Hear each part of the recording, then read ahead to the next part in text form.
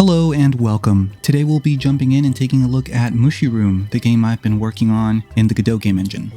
It was a really good experience working on Starship Survivors. I feel like I learned a lot about actually releasing a game, and I also learned a bunch about the Godot game engine since that was the first real game I made in that.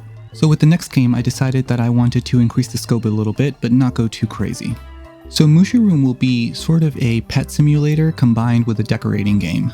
You'll have to take care of Mushy and its needs, while also decorating the house with the spores that Mushy gives you.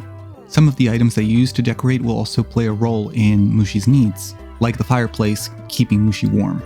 So this is a pretty different game from Starship Survivors, and although I learned a lot about Godot, I still had to build a bunch of new systems from scratch, like the furniture placement system, and making sure that Mushy could move around and navigate the world. Luckily, Godot's tile map features made it really easy to get started with this. And it even has a star pathfinding built in, so I was able to get Mushy moving around pretty quickly. I have to say once again that I am impressed and pretty happy to be working in Godot right now. It was also super easy to implement interactions with the mouse on different objects and on Mushy himself, but I have had a few bumps along the way.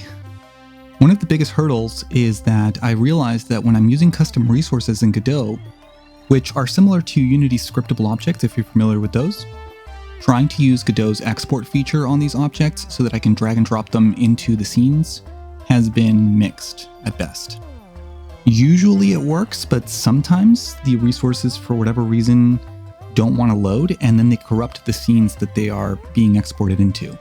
It took me a while to pin down what this issue was exactly, but that seems to be what's going on. Maybe it's a bug.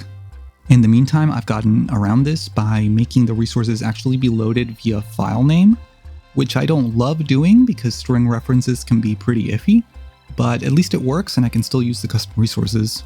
Another issue that has given me a little bit of trouble is sort of a self-imposed one.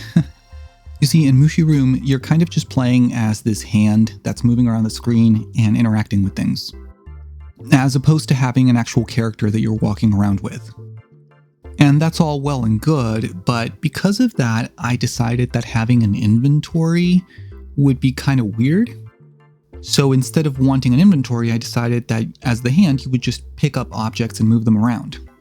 That all made sense to me in theory, but it's also brought up some interesting issues. The biggest thing has been trying to make it feel intuitive for the player, where you can pick up and move objects, but only one at a time. And you can move around objects in the scene and organize them however you want, all without like a backpack or inventory or anything like that. I'm happy to say that I think I finally got it working in a way that I like though. Other than that, I would say development for MushyRoom has been going really well. A lot of the basic systems have been implemented at this point, but there are definitely a few more things I'd like to add. The latest system that I've been working on is a gardening system.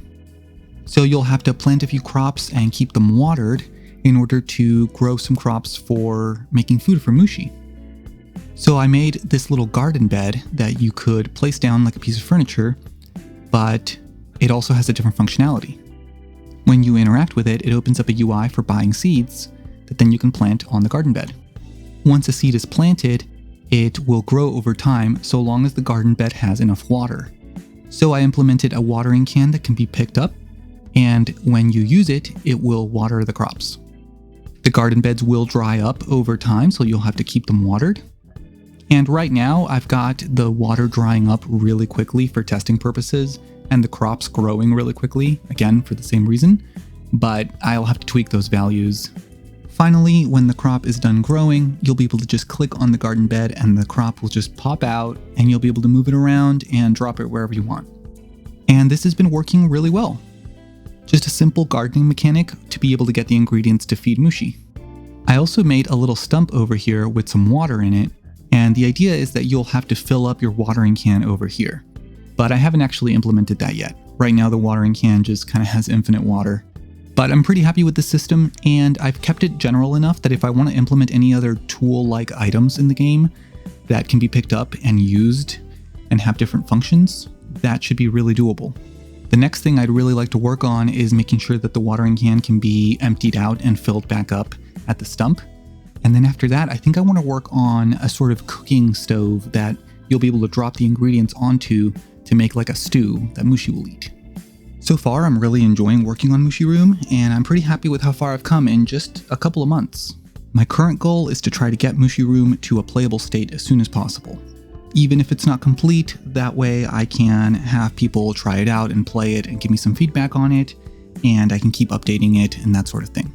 So I hope all of you are excited to play MushyRoom, and I hope to get it out to you as soon as possible. In the meantime, let me know any feedback you might have. I'd love to hear it. Anyway, thank you all for watching this video so much, and an extra special thanks to anyone who supports me on Patreon or Ko-fi. I really appreciate any amount of support I get on there. Also, if you're a Patreon or Ko-fi supporter, you can get a few more updates more frequently and early access to these videos. The like button also really helps these videos do better, so I appreciate anybody who hits the like button for these videos. And if you want to see more of MushyRoom, make sure you subscribe.